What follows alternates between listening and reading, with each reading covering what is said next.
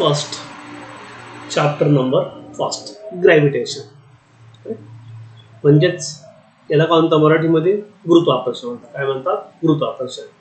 In this chapter we will study the gravitation. First point here, due to Newton's law.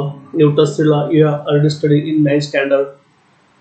Second, circular motion and centripetal force. Okay, centripetal ला मराठीमध्ये काय म्हणतात? अभिकेंद्रकी म्हणतात. काय म्हणतात? अभिकेंद्री म्हणतात.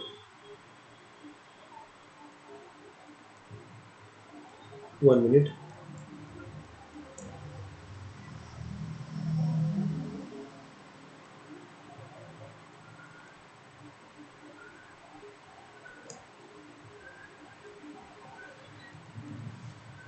Centripetal force. Kepler's law. Kepler's 3 laws you have to study it. Okay, I have already told you the gravitation is what? Base of what? Newton. In gravitation there is some circular motion. Suppose this is sun, then other planet should be rotate around a fixed position. Right? This is your what? Centripetal force. In Kepler's law we have studied 3 laws.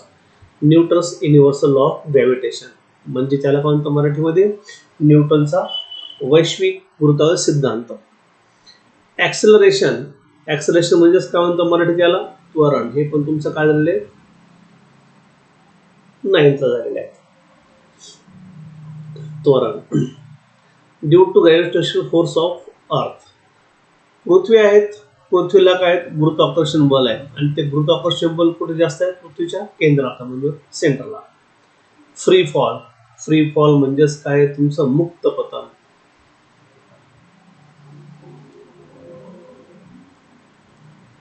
आणि escape velocity म्हणजेच काय? मुक्ती वेग. All this 7 points should be studied in this chapter of gravitation म्हणजेच गुरुत्वाकर्षण. Now let us start one by one and line by line. Okay, what are the effect of force acting on an object? म्हणजेच काय होते? एखाद्या वस्तूवर तुम्ही बल लावलं तर त्याचे काय परिणाम होते? That depends on the force. Suppose this is the object, correct? You can apply force to this direction. Then this object should be rotated what? In this position. Another force act due to what? Vertically. Then this object should be what? Pressed downward. So that's why effect of force is depends on what? The direction of the force. Which directions you have to apply. म्हणजेच काय? तुम्ही हा जो force लावताय ह्या वस्तूवर बल जे लावताय हे त्या बलाच्या दिशेवर सगळं अवलंबून आहे. What was the type of the force you are familiar with? Correct? First is what? Gravitation force. Another is what? Buoyant force. Then centripetal force, centrifugal force. All this type of force should be known. Okay. What is buoyant force? Suppose this is a tank. Correct? Water. This object float. Water level in this area. Then this is gravitation force and this is what? Buoyant force. म्हणजेच एखाद्या पाण्यात जर एखादी वस्तू मध्यावर तरंगत असेल तर त्या वस्तूवर काय? वरतून गुरुत्वाकर्षण बल आणि त्याच्या अपोजिटला कुठलं? प्लावक बल. त्याला मराठीत काय म्हणतात? प्लावक बल म्हणजेच buoyant force. What do you know about the gravitational force? मला काय माहिती आहे की ग्रॅव्हिटेशन म्हणजे पृथ्वीच्या कुठे असतो तो? केंद्र काय जास्त असतो. इक्वेटरला जास्त असतो, या ठिकाणी थोडा कमी असतो या साईडला. याचं कारण काय? की पृथ्वी काय तुमची इलिप्टिकल आहे म्हणजे पृथ्वीचा कसा आहे? असा आहे. करेक्ट? एवढा काही नाही पण ओके. त्यामुळे काय होतं? हे अंतर कमी असतं आणि हे अंतर कसं आहे? जास्त आहे. म्हणून या ठिकाणी कसं आहे? ग्रॅव्हिटेशन फोर्स कसं आहे? जास्त आहे. या ठिकाणी ॲज कम्पेअर टू कसं आहे? कमी आहे याच्या comparison. We have seen in previous standard that gravitational force is a universal force. हा कसा आहे? तुमचा वैश्विक आहे. It and this acts not only between two objects on Earth but also between two objects in universe. Right? Let us now learn how this force was discovered. आता एवढीचा अर्थ कळतो बघा. युनिव्हर्सल फोर्स आहे का? मग नुसता पृथ्वीभोवतीच आहेत का? नाहीये. करेक्ट. यामध्ये जर तुम्ही पाहिलं तर तुमची ही अर्थ आहे आणि हा मून आहे, चंद्र आहे. या दोघांमध्ये पण काय ग्रॅव्हिटेशनल फोर्स आहे, म्हणजे युनिव्हर्स आहे. म्हणून चंद्र काय त्या पृथ्वीभोवती फिरतो. नुसतं पृथ्वी आणि चंद्र आहेत का? नाही. सपोज दिस इज सन, हा सूर्य आहे. सूर्याभोवती पण इतर ग्रह फिरतात. ते कशामुळे? गुरुत्वाकर्षण बलामुळे. करेक्ट. सूर्याभोवती म्हणून काय आहे की हा नुसता it is acts not only between two object on earth. नुसत्या पृथ्वीवरील दोन वस्तूंमधील बल नाही, हे तरी कसं आहे? युनिव्हर्सल आहे. कसं आहे? वैश्विक आहे. मग now let us see the gravitation. गुरुत्वाकर्षण म्हणजे काय बघा. As we have learned, the phenomenon of gravitation was discovered by Sir Isaac Newton.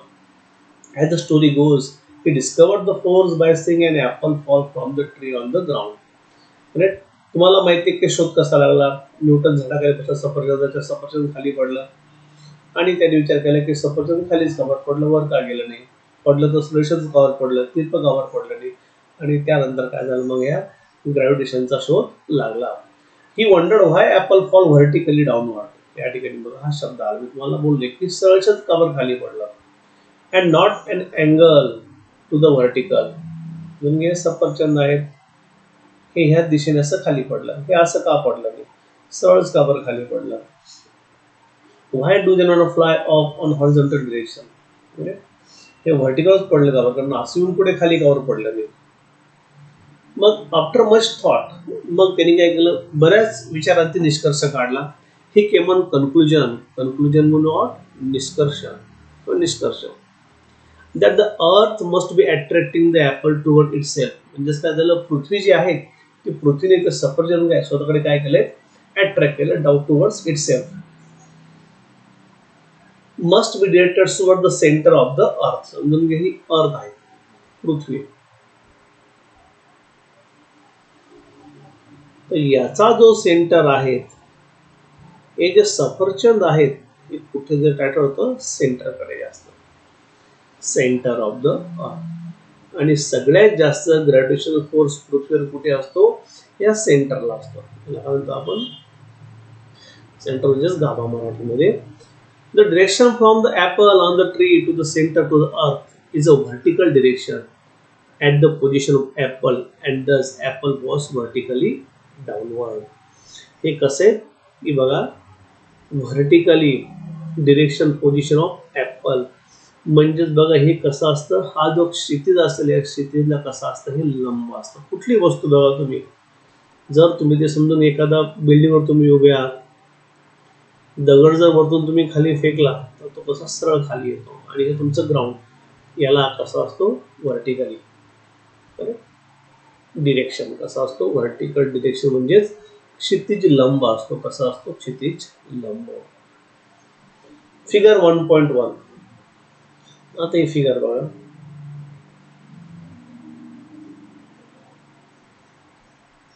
Figure 1.1 shows an apple trees on earth. The force on apple on trees toward the center of the earth. याचा जो force आहे हा कुठे? पृथ्वीच्या completely कुठे? Centre मध्ये आहे. Correct. पण अंडरलाईन करून घ्या. Centre of the earth, that is along the perpendicular from the position of apple to the surface of the अर्थ.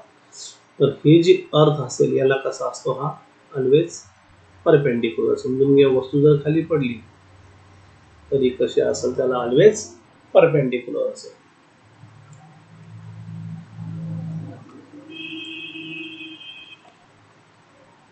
या टाइप मध्ये हा ऑब्जेक्ट हा कसा असतो? Always perpendicular. आपल्याला अंडरलाईन करून घ्या. Perpendicular from the position of the apple to the surface of the earth. कळालं हे position? The figure also shows the gravitational force between the earth and the moon. मग नुसत्या सफरचंद पुरताच आहेत का मरद येत नाही. हा चंद्र, हा जो मून आहे आणि हा सेंटर ऑफ द अर्थ याच्यामध्ये पण कुठला आहे ग्रॅव्हिटेशन फोर्स आहेत आणि हा पण कसा आहे परपेंडिक्युलरचा आहे. The distance in the figure are not according to the scale. हे जे डिस्टन्स दाखवले ते काही त्यांनी स्केल म्हणजे प्रमाणात दाखवलेलं नाहीये. हे असं अंदाजे फिगर काढलेलं आहे त्यांचं असं म्हणणं आहे. Newton thought that if the force of gravitation acts on apple on a tree at different time. मग नुसतं सफरचंद इथलंच पडलं म्हणून त्याला वेगळं, इथला पडून त्याला वेगळं, इथला पडून त्याला वेगळं असं काही नाही. इथं उंचीवर नाहीये. त्यांनी काय म्हटलंय, it acts on height from the surface of the अर्थ. मग हा कसा आहे डिफरंट हाईटला आहे. पण ग्रॅव्हिटेशन फोर्स सफरचंद इथलं पडलं तरी परपेंडिक्युलर पडणार, इथलं पडलं तरी परपेंडिक्युलर कुठल्या करू द्या. मग याच्यात कसं तुमचं डिफरंट हाईटवर अवलंबून आहे. It can also act the object at even greater height much farther away from the earth. मग कसं आहे फर्दर अवे म्हणजे पृथ्वीपासून अधिक उंचीवर असलं तरी पण त्याला जी कंडिशन्स आहेत त्या कशा आहेत सारख्याच आहेत. लाईक फॉर एक्झाम्पल त्यांनी चंद्राचं उदाहरण तुम्हाला दिले. Can it act on even further object like the other planet on the sun. सनवर सुद्धा अशीच कंडिशन असेल. समजून घ्या आता हा सन आहे, हा प्लॅनेट एखादा त्याच्या भोवती फिरतो आहे, हा पण कसा त्याच्या सेंटरशी कसा असेल परपेंडिक्युलर असेल आणि ते एका विशिष्ट कक्षेभोवतीच का बरं फिरतोय ड्यू टू ग्रॅव्हिटेशन फोर्स म्हणजे गुरुत्वीय बलामुळे.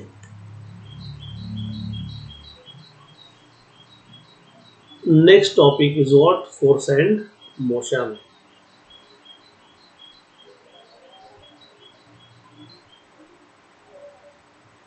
आता फोर्स म्हणजेच काय बल. आपण एखाद्या वस्तूला बल लावतो आणि मोशन म्हणजेच काय गती.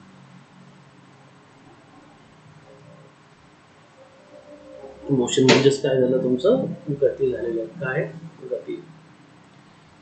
न्यूटन विषयी त्यांनी माहिती दिली आहे. You can read at it as it is. Circular motion and what centripetal force. Centripetal force म्हणजे कुठला म्हटलं तुम्हाला मग मी अभिकेंद्री बल. आता सर्क्युलर मोशन म्हणजेच काय तुमची वर्तुळाकार गती.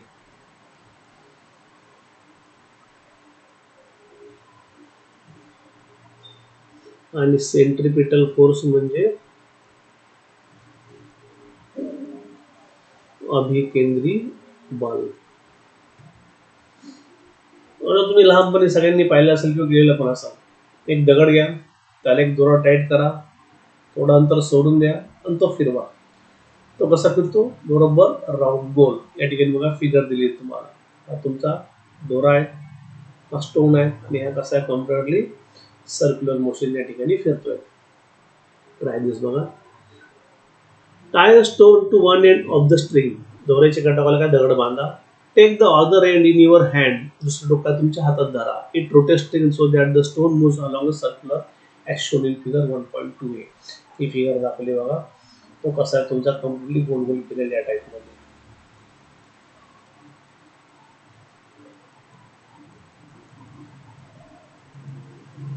Stone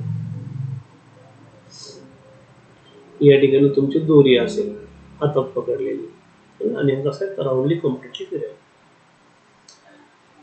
R you applying any force on the stone. Yes. आपण त्याच्यावर एक बल नक्कीच लावतोय त्यामुळे तो कसा आहे सर्क्युलर मोशन मध्ये फिरतो. In which direction the force is acting.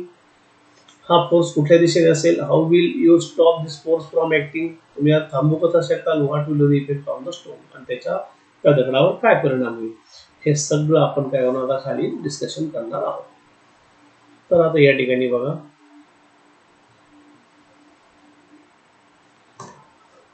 As long as we are holding a string. आपण काय करत आहोत की जोपर्यंत आपण दगडाला दोरीला धरून ठेवलाय we are pulling stone towards us. तोपर्यंत दगड कसा तो आपल्याकडे अट्रॅक्ट होतो म्हणजे कसं आहे वर्तुळाच्या केंद्राकडे खेचला जातो. बघा इथं आपण ही दोरी पकडलेली आहे, हा स्टोन आहे आणि हा कुठे खेचला जातोय आपल्या दिशेला इकडच्या. है ना.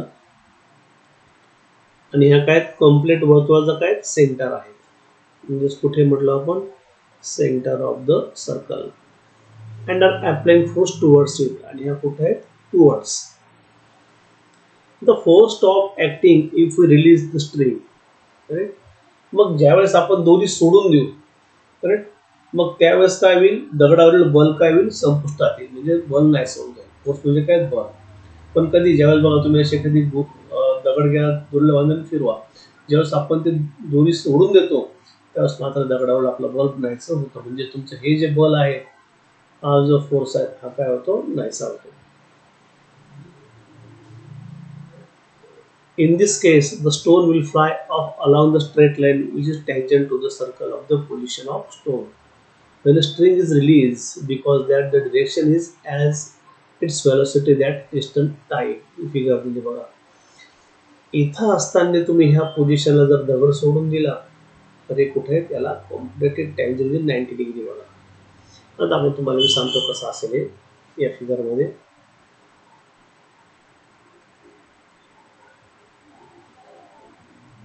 टँजंट म्हणजे कसं आहे, ऑलवेज जर कुठे पण सोडा तुम्ही लक्षात घ्या, तुमचे हा पॉइंट आहे, तुमचा दगड तुम्ही इथं असताना सोडून दिला ह्या पोझिशनला, ही दोरी आहे, तर तो कसा जाईल ऑलवेज या दिशेला जाईल, म्हणजे ही काय झाली तुमची टँजंट.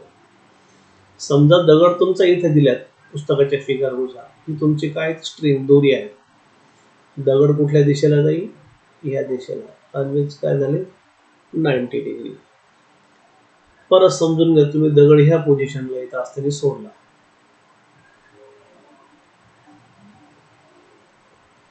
तर कुठे जाईल ह्या दिशेला, म्हणजेच काय झालं हे 90 डिग्री. याला काय म्हणतो ऑलवेज व्हॉट टँजंट. कसं आहे टँजंट आहे त्या ठिकाणी म्हटलेलं. To the circle of the position stone when string leaves, because that is the direction of its velocity and that time of instant of time. आणि त्याची कसं आहे व्हेलॉसिटी आहे, त्याच्या वेगावर अवलंबून आहे त्या वेळेत ज्यावेळेस तुम्ही दगड फिरवता त्यावेळेस. दगड फिरवताना बघा तुम्ही टू टाइम्स, हळू फिरता तर सर्कम्फलेशन होणार नाही, त्याला एक विशिष्ट मोशनलाच विशिष्ट स्पीडलाच तुम्हाला फिरवावे लागेल. मग you may recall that we have perform the civil activities previously in which no 5 rupees coin. तुम्ही 5 रुपयाचं कॉईनचं पण पाहिले बघा. एक पुठ्ठा घ्या, त्याच्यावर कॉईन ठेवा, पुठ्ठा रोटेट करायला लागा, हे कॉईन काय दिल्या दिशेला फेकल्या जाईल या सेंटरच्या, जसं काय आला परत 90 degree. Thus the force act on any object moving along the circular and directed toward the center of the circle. म्हणजेच कसं आहे त्या केंद्राच्या कशावर अवलंबून आहेत, सेंटर म्हणजेच त्या वर्तुळाच्या केंद्रावर अवलंबून आहेत. मग this is called as centripetal force. म्हणजे तुमचा हा जो फोर्स झाला या फिगर मध्ये बघा, इथे आयथून एवढा हा तुमचा कुठला फोर्स झालाय सेंट्रिपिटल फोर्स. म्हणजे स्ट्रिंग आणि दगड हे दोन्ही जेव्हा ताणल्या जाते फिरवताना त्यावेळेस कुठला फोर्स असतो मग centripetal force. Centripetal force, this is called as centripetal force. Centripetal means centre seeking. मग या ठिकाणी बघा अभिकेंद्र म्हणजेच काय आहे की that is the object tries to go toward the center of the circle because of this force. याचा अर्थ काय होतो की हा जो दगड आहे तिथला बघा, हे तुम्ही हातात धरलेलं टोक आहे, हा जो स्टोन आहे हा कुठे जाण्याचा प्रयत्न करतो ह्या सेंटरकडे, कुठे जाण्याचा प्रयत्न करतो त्या सेंटरकडे म्हणजेच केंद्राकडे. मग या ठिकाणी म्हटले बघा the object tries to go toward the centre of circle because of this force. कुठल्या फोर्समुळे सेंट्रिपिटल फोर्समुळे. मग you know that the moon which is natural satellite of the earth, right. चंद्र हा पृथ्वीचा कुठला आहे कृत्रिम उपग्रह आहे, सॅटेलाइट म्हणजे उपग्रह. Goes round it in a definite orbit. ज्यावेळेस ही पृथ्वी अर्थ आणि हा मून ज्यावेळेस पृथ्वीभोवती फिरतो त्यावेळेस एका विशिष्ट कक्षेमध्ये फिरतो. ऑर्बिट म्हणजेच काय झाली कक्षा झाली.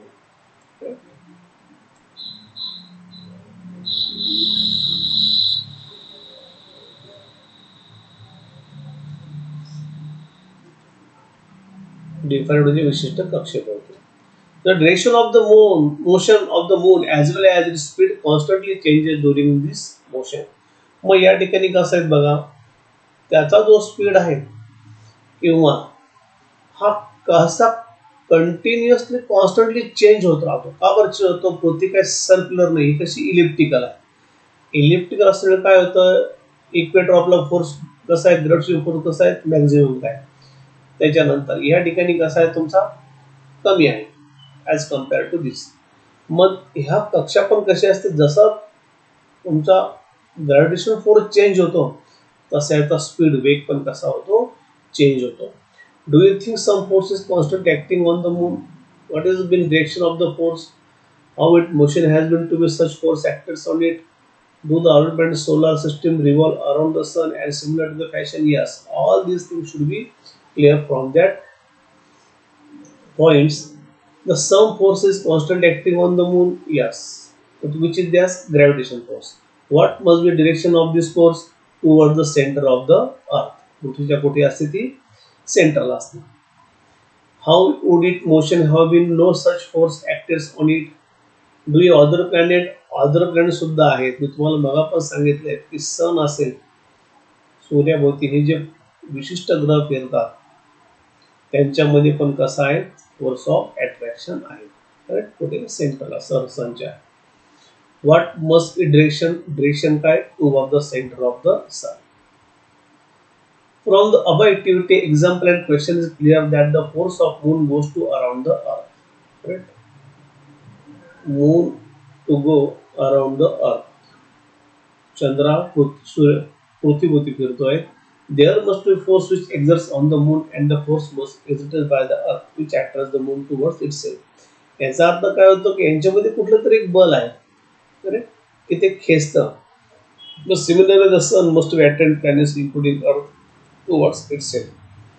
तसंच या ग्रहांचा सुद्धा आहे, जे सन भोवती फिरतात. करेक्ट?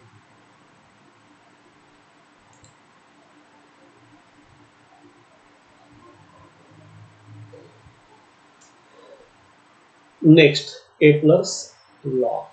इथे 3 लॉ आहेत, लक्षात ठेवायचं.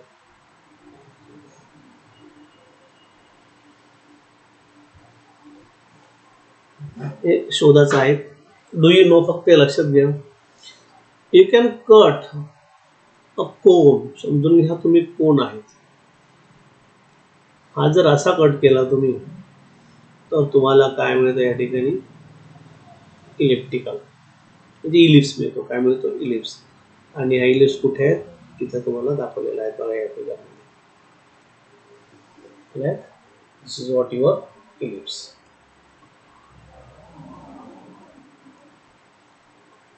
मग या ठिकाणी बघा, and ellipse is a curve obtain when cone is cut by incline plane. तुमचं कुठे आहे? Incline plane. It was focal 2 points, 2 focal आहेत बघा. हा F1 आणि हा F2. हे तुमचे काय झाले? 2 focal point. It has 2 focal points. The sum of the distances of the 2 focal points from every point on the curve is constant. This is what? F1 and F2 of the ellipse shown in the figure. If ABC is 3 points on the ellipse, समजून घ्या तुमचा हा A, this is your B and this is your C, is the 3 point on this ellipse. Then what is this? AF1 plus AF2 equals to BF1 plus BF2 equals to CF1 plus CF2. या सगळ्यांची बेरीज कशी असते? सारखी असते. Okay, आठवायचं.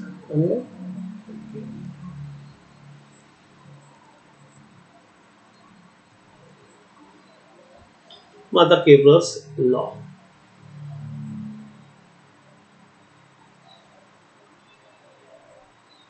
हा Kepler's कुठला आहे तुमचा? आता फर्स्ट लॉ.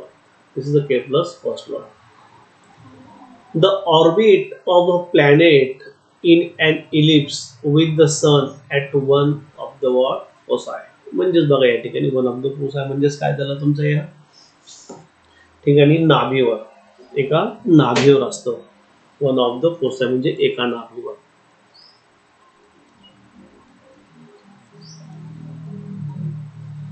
समजून घ्या सन आहेत आणि हे बाकीचे काय सगळे या ठिकाणी करू आपण. सन आहे आणि बाकीचे हे इलेक्ट्रिकल ऑर्बिट मध्ये तुमचे काय ते प्लॅनेट फिरत आहेत. मग याचं जे आहेत हे जे काही लंबवर्तुळ गती जी आहेत असून कक्षा एका नाभीवर असतं. कुठे एका नाभीवर यांची फिरण्याची गती असते. मग या ठिकाणी बघा हा तुमचा सन आहे, हा तुमचा प्लॅनेट ए आहे. कुठे फिरवतो पॉईंट बी ला जाऊ, सी जाऊ, डी जाऊ, ई जाऊ, एम जाऊ. हे कसं आहे तुमचे एकाच नाभीवर. Figure 1.4 shows the elliptical orbit of a planet revolving around the sun.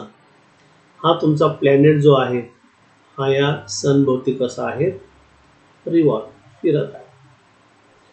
The position of the sun is indicated by S. आणि सूर्याची जी पोझिशन आहे ती कशात दाखवलेली आहे, एस ने दाखवलेली आहे. सेकंड लॉ काय म्हणतो बघा. The line joining of the planet and the sun sweeps equals as area in equal intervals at time.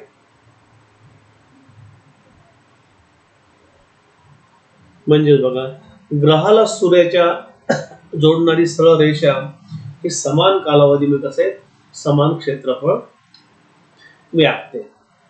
मग या ठिकाणी बघा आता हे जे क्षेत्रफळ आहे समजून घ्या. या ठिकाणी ए आहे तो तुमचा प्लॅनेट बी या ठिकाणी गेला. If the planet goes to from point B then this area, हा जो एरिया आहे हा एरिया सी पासून डी पर्यंत गेल्यानंतर हा जो एरिया आहे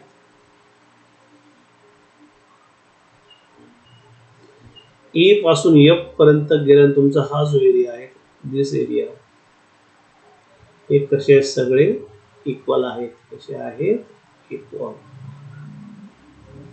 या ठिकाणी बघा इक्वल एरिया म्हटलं. लक्षात या एरियामध्ये कुठलाही बदल होत नाही.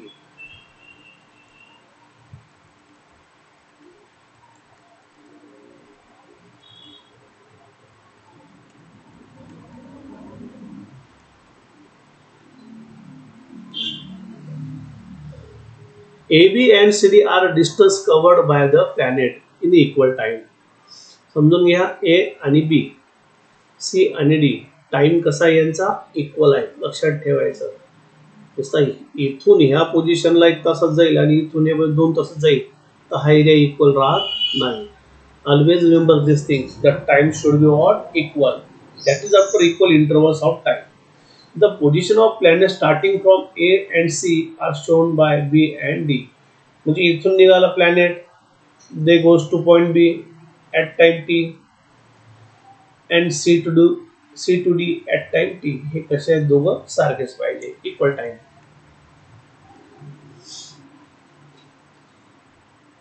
As shown B and C respectively. The straight line AS and CS बघा ही AS and what your CS sweep equal area in equal interval time. तुम्हाला मग असं सांगितलं की कशा असतात इक्वल एरिया टाइम मध्ये. मग हा पण कसेल समजून घ्या. ठिकाणी बघा हा एरिया आहे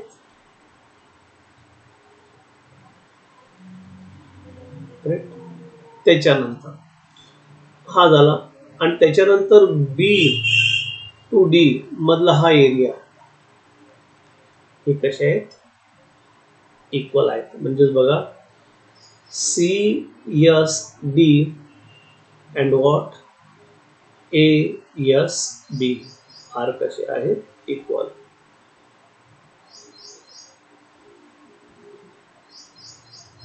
लक्षात.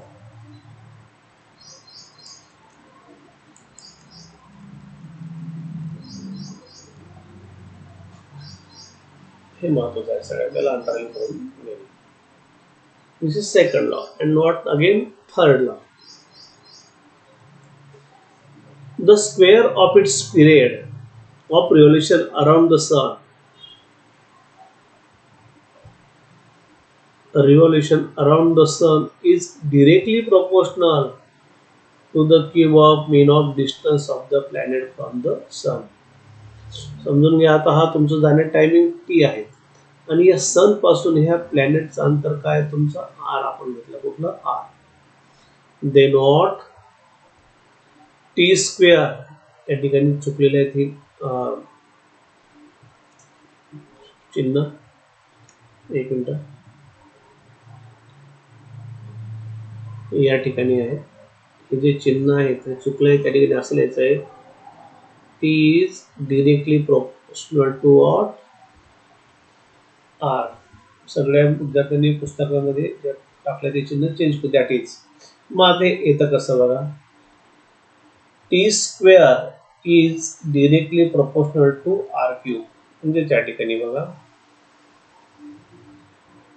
हा टी स्क्वेअर टाइम आणि हा आरचा क्यूब. मग T square equals to K R cube. K is what constant. हा काय असतो तुमचा कॉन्स्टंट. आणि तो कशाबद्दल वापरतात याबद्दल. म्हणून बघा मग टी स्क्वेअर हा गुणिले काय होऊन जाईल भागिले होऊन जाईल equals to K.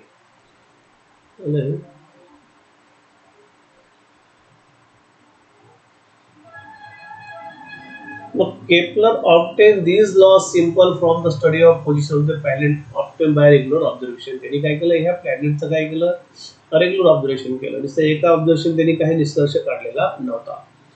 He had no explanation as why planets obey this law. We will see below how these laws helps Newton's formulation of this gravitation. आपण खाली त्याचं काय करणार आहोत की गुरुत्व सिद्धांत मांडताना केपलरच्या नियमाचा कशी मदत झाली न्यूटनला हे आपण आता खाली बघणार आहोत. मग न्यूटन्स युनिव्हर्सल लॉ.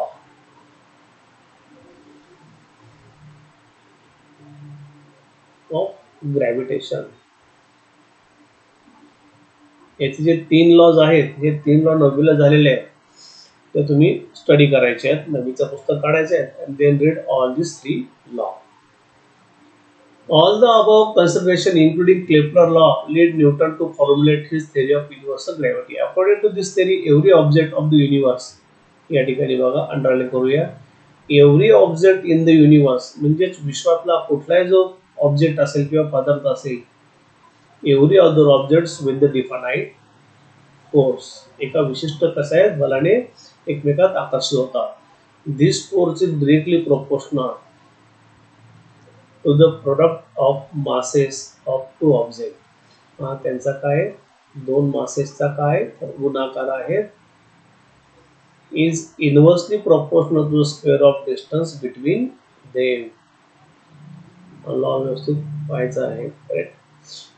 मग या ठिकाणी बघा m1 आणि m2 force mass into what 1/d square inversely म्हणून f इज दिली what m1 m2 by d चा स्क्वेअर. आता हे पुढे घेऊया आपण. फिगर दिली बघा 2 ऑब्जेक्ट आहेत what m1 and m2. Masses कसे दोघांचे डिफरंट आहे फरक आहे दोघांच्या मासेस मध्ये डिफरंट आहे बघा 2 object masses m1 and m2. आपण या ठिकाणी परत ती फिगर काढून घेऊया.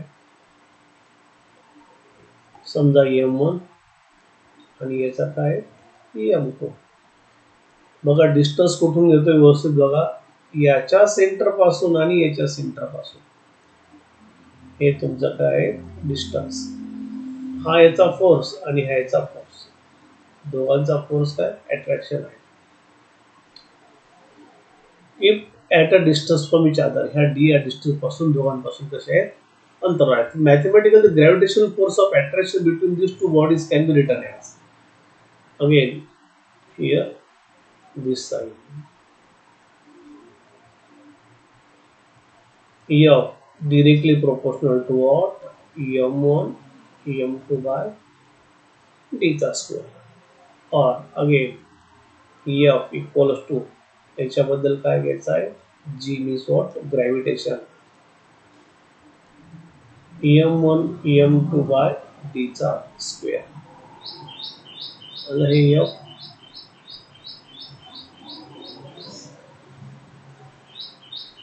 मग हे जी म्हणजेच काय तुमचं is a constant proportionality and is called as universal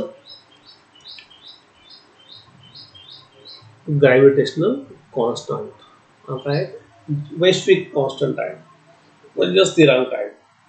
The above law means that the mass of one object is double, the force between two objects is also double. या ठिकाणी मग याला अंडरलाईन करा.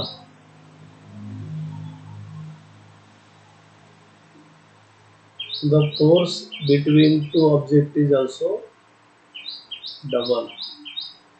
याचा अर्थ असा होतो, समजून घे, याचं तुमचे 10 न्यूटन आहेत आणि हे जर तुमचं डबल केलं म्हणजे जर 20 न्यूटन जर केलं तर यांच्याचा फोर्स पण कसा होतो, डबल होतो. कसा होतो, डबल. आई एफ पण कसा होऊन जाईल, डबल होऊन जाईल. नेक्स्ट मध्ये काय दिले, also if the distance is double, समजून घे तुमचा डिस्टन्स d1 आहे, समजून घे 1 मीटर आहे आणि हेच जर तुम्ही किती मीटर केलं दोघांमधलं अंतर, फॉर एक्झाम्पल 2 मीटर जर केलं, डबल जर केलं, द फोर्स डिक्रीज आणि याचा फोर्स काय होतो, फॅक्टर ऑफ 4, म्हणजेच तो कसा होतो 1/4 होतो. कसा होतो 1/4. If the two bodies are spherical, समजून घे ह्या दोन बॉडीज कशा आहेत, स्फेरिकल आहेत, गोल आहेत.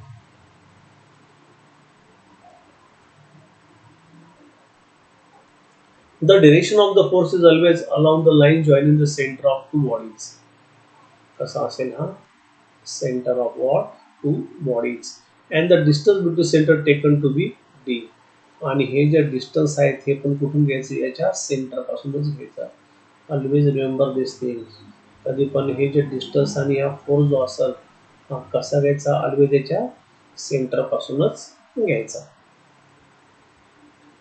In case when the bodies are not spherical or have irregular shape, समजून घे जर बॉडी एखादी स्फेरिकल नसेल आणि तिचा शेप पण आपल्याला माहिती नसेल, then the direction of force along line joining their centers of masses and is taken as what, d. याचं काय करायचं, समजा इरेग्युलर शेप असेल असा तर सेंटर ऑफ मास घ्यायचा कुठून आणि त्या ठिकाणी डिस्टन्स मोजून घ्यायचं. शक्यतो त्या ठिकाणी तुम्हाला स्फेरिकलच दिलेले आहे जास्त करून. फ्रॉम इक्वेशन 2, आता इक्वेशन 2 कुठलं आहे तुमचं, दिस इक्वेशन 2 कुठलं आहे, या ठिकाणी आपण लिहून घेऊया. F equals to G, mass of 1, mass of 2 divided by what, d square. हे इक्वेशन. ओके.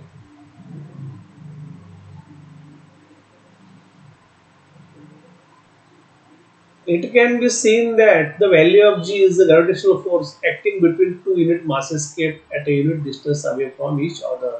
इथं काय घेतलं आपण, ही जी बॉडी आहे M1 आणि M2 हिचं मास काय घेतलंय, युनिट मास म्हणजे एकक वस्तुमान, आणि डिस्टन्स पण काय घेतलेलं आहे तुमचं, युनिट एकक अंतर घेतलेलं आहे. लक्षात ठेवायचं. इथं काय विशिष्ट असं काय मीटर वगैरे आपण काय घेतलं, तुम्हाला मीटर एक अंदाज घेतला होता एक्झाम्पल देण्यासाठी. कुठे या ठिकाणी बघा, हे जे मी म्हटलं 2 मीटर हे फक्त आपला अंदाज आहे, इथं वापरायचं नाही. लक्षात तुम्हाला समजण्यासाठी म्हटलं होतं. इथलं जे डिस्टन्स आहेत हे कसं आहेत, युनिट एकक, आणि यांचे मास पण कसे आहेत, युनिट मासेस आहेत. G is equals to the gravitational force between masses 1 kg kept. पण आपण एक्झाम्पल ज्यावेळेस सॉल्व्ह करू त्यावेळेस G ची व्हॅल्यू काय घेणार आहोत, ही घेणार आहोत 6.673 into 10⁻10 मीटर पर मीटर स्क्वेअर. केजीचे तर -2 आले, याचा अर्थ असा पण लिहू शकता बघा 6.67 sorry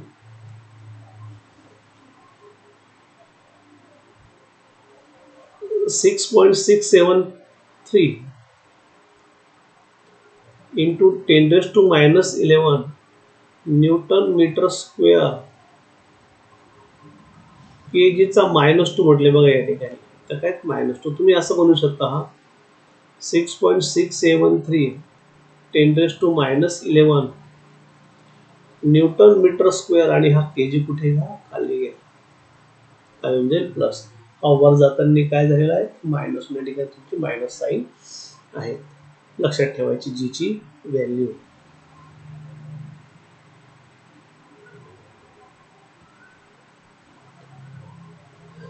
The center of the mass of an object is point inside or outside the object at which total mass of the object can be assumed to be concentrated.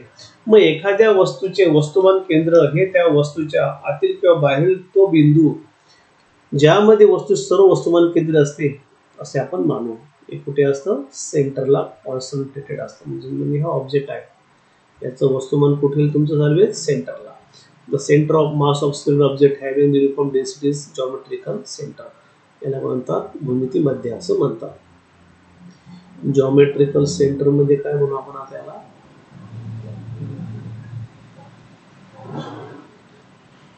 भूमितीय केंद्र.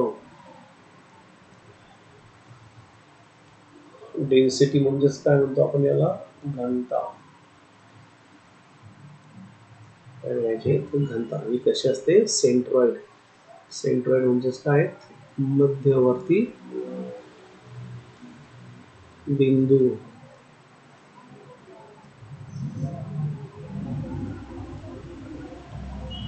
Why did Newton assume inverse square depends on the distance in his law of gravitation? He was held by Kepler's third law as shown below. केपलरच्या third लॉवर त्यांनी काय केलेलं आहे concentration करून या ठिकाणी न्यूटनचा काय ग्रॅव्हिटेशनचा लॉ त्यांनी मांडलेला आहे. Uniform circular motion, magnitude, centripetal force. म्हणजेच एक समान वर्तुळाकार गती आणि काय अभिकेंद्रिके बलाचे परिणाम. याचा काय अर्थ होतो अभिकेंद्री बलाचे परिणाम.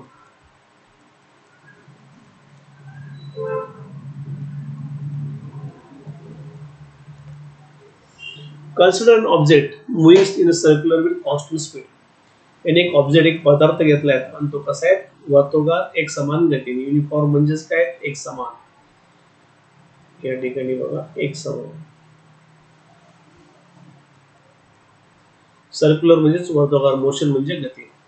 We have seen earlier that toward the center of the circle this force is called as what centripetal force. आपण पाहिलं होतं, समजून घ्या. ही वस्तू फिरते स्ट्रिंगचं द्वारेच बघा बघा, तर हा तुमचा कुठला झाला सेंट्रिपिटल फोर्स. हा जो फोर्स आहे कुठला आहे centripetal force. If m is the mass of the object, v is the speed and r is the radius of the circle. मग समजून घ्या आता, व्यवस्थित काढून घेऊया.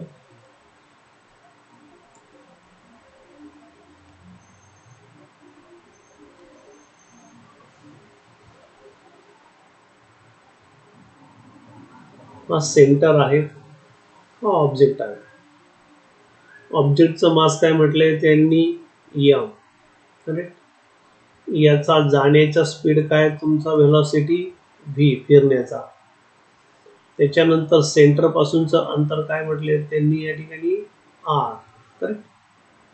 हे बघा R V and what your M. Then force is equals to what, force equals to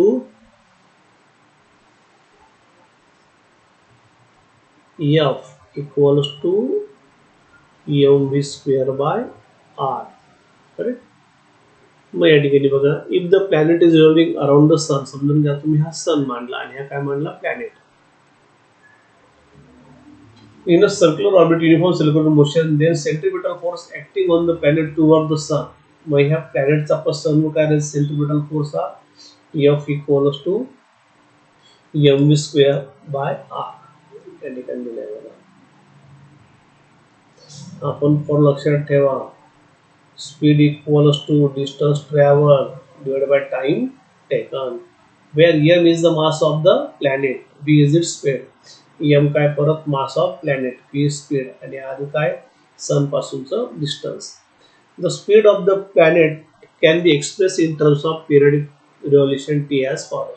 समजून घ्या, ह्या प्लॅनेटला इथून इथपर्यंत जायचं आहे, तर हा तुमचा काय आला टाइम टी, एक विशिष्ट टाइम लागेल. मग आता हा सर्क्युलर मोशननी फिरतोय, करेक्ट. मग distance travelled by the revolution equals to perimeter. याचं काय झालं, हे perimeter. Perimeter equals to what, 2 pi R. Perimeter मग कक्षेचा परि. R distance of the sun, हे सांगितलं तुम्हाला. T is what, time taken, इथून परत जायला लागणारा टाइम. मग व्ही इक्वल्स टू स्पीड काय, V equals to distance travel by time taken. Distance तो पूर्ण, आता काय करू आपण, हा पूर्ण धरू या ठिकाणी. इथं न पकडता काय करूया, इथून इथपर्यंत जाण्याचा पूर्ण टायमिंग पकडूया. तो पूर्ण गेल्यानंतर काय फिरतो तुमचा, मग डिस्टन्स ट्रॅव्हल किती होतोय, 2 पाय आर. म्हणजे याचा पूर्ण सरकमफरन्स इथून इथपर्यंत हा पकडायचा नाही, आता पूर्ण इथून एक रिव्हॉल्युशन. टाइम किती लागतो त्याला इथून इथपर्यंतसाठी, टी. एवढं पूर्ण करायचं तर टी लागतो. म्हणून काय झाला तुमचा हा टी आला, टाइम टेकन बाय टी. मग V equals to distance travel by time. मग या ठिकाणी बघा, V equals to 2 pi R bye T. हे हा फॉर्म्युला आला. मग आपला हा जो एम व्ही स्क्वेअर आहे, त्याच्याबद्दल काय टाका, ही पूर्ण व्हॅल्यू टाकून द्या. मग ती कशी बघा आता. मग एफ इक्वल्स टू एम, व्हीची व्हॅल्यू काय, 2 pi R divide by what, T चा स्क्वेअर. कारण तर कसं आहे, स्क्वेअर आहे, डिवाइड बाय आर. तुमची काय झाली, स्टेप बघा, सांगतो आता स्टेप आलेली आहे. मग पुढची कशी आली बघा, या ठिकाणी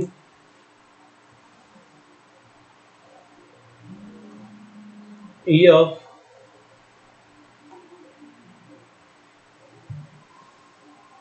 इक्वल्स टू एम, 2चा वर्ग 4, पायचा वर्ग पाय स्क्वेअर, आरचा स्क्वेअर आर स्क्वेअर, टीचा स्क्वेअर डिवाइड डिवाइड याला मल्टिप्लाय होतो, म्हणजे आर इंटू वॉट युअर टीचा स्क्वेअर. आली तुमची ही step.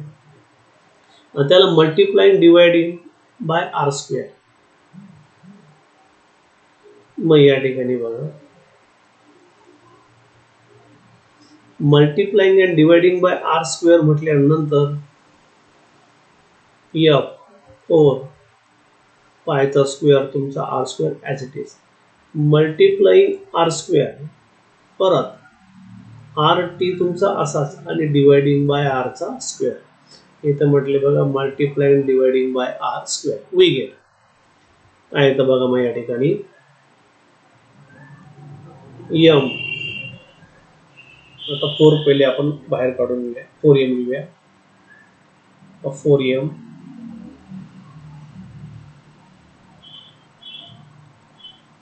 पायचा square, correct, divided bye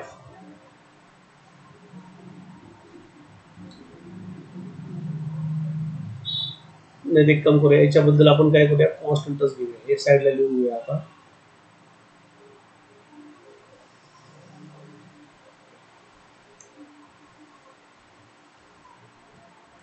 या आर स्क्वेअर मधला बघा, तुमचा एक आर गेला आणि हा एक आर गेला, म्हणजेच काय आले, 4m pi square R, R square into R, आरचा cube, divided by R square into what your टीचा square.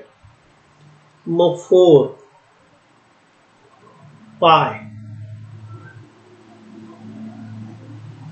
Square, this is what your R square बाजूला घ्या, आणि काय करा, ही जी टर्म आहे ही टर्म सेपरेट लिहून घ्या, एवढी into R square by T square. इथं आर आहे, आरचा क्यूब. तुमची स्टेप आली बघा खाली, 4m पाय स्क्वेअर. मग according to third law of Kepler, हे प्लस थर्ड लॉ काय म्हणतोय बघा या ठिकाणी,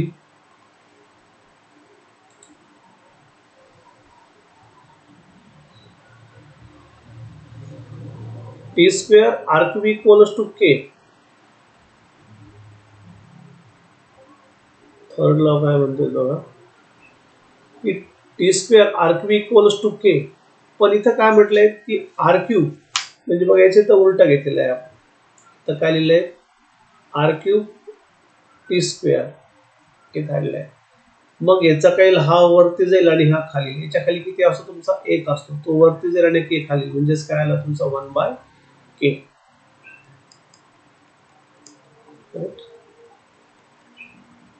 मग या ठिकाणी बघा 4m pi square R square into what 1/k.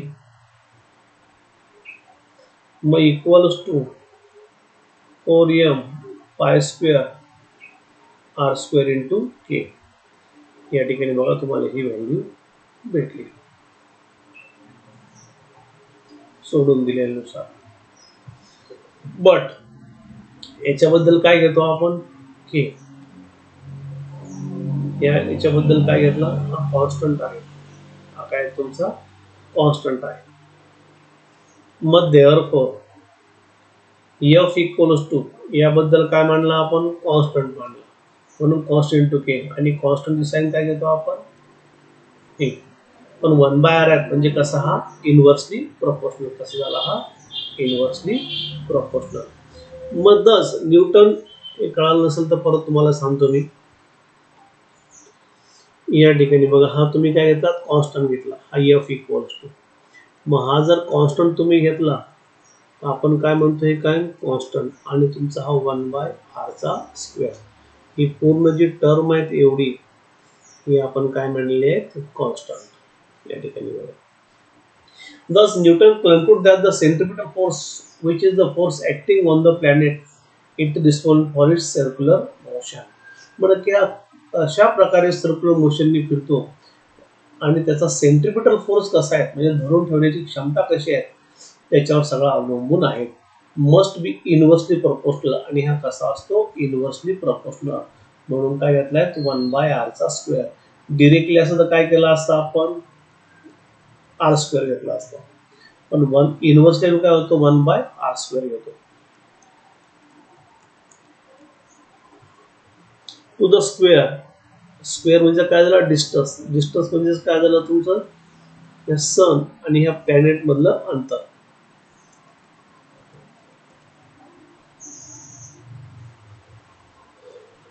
Distant planet and the what sun. Newton's identified this force with the force of gravity and hence postulated the inverse square law of gravitation. This gravitational force must be weaker than other forces in nature, but it controls the universe as decided the further. मग बघा हे गुरुत्वीय बल अंतराच्या वरच्या व्यस्त प्रमाणामध्ये असून Newton निष्कर्ष काढला की गुरुत्वाकर्षण बले निसर्गात कसे आहेत इतरांच्या तुलनेने कसे अत्यंत क्षीण आहेत. विकर म्हणजे कसं आहे अत्यंत क्षीण आहे, परंतु ते संपूर्ण विश्वाचे काय करते नियंत्रण करते.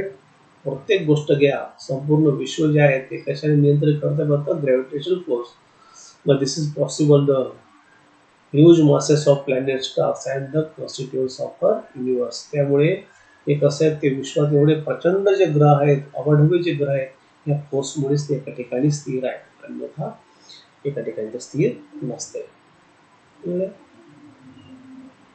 आता यावरचे जे प्रॉब्लेम्स आहेत ते आपण काय होणार पुस्तकामध्ये सॉल्व प्रॉब्लेम आहेत ते आपण नेक्स्ट लेक्चरला ते सॉल्व प्रॉब्लेम पण घेणार आहोत आणि पुढचा टॉपिक सुद्धा लक्षात पृथ्वी त्वरण वगैरे.